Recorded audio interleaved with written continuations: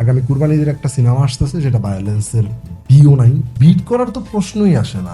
এবারের ঈদে মুক্তি পেতে যাচ্ছে মেগাস্টার শাকিব খানের নতুন সিনেমা রকস্টার।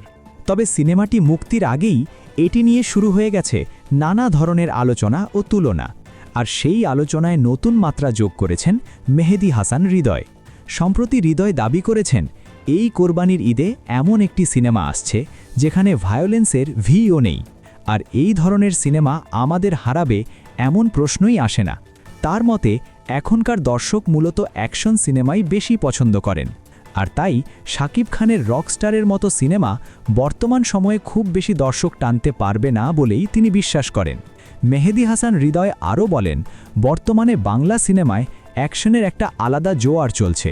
তিনি দাবি করেন, তার সিনেমায় যেভাবে অ্যাকশন দেখানো হয়েছে সেই ধরনের অ্যাকশন নাকি বাংলা ইন্ডাস্ট্রিতে আগে খুব কমই দেখা গেছে।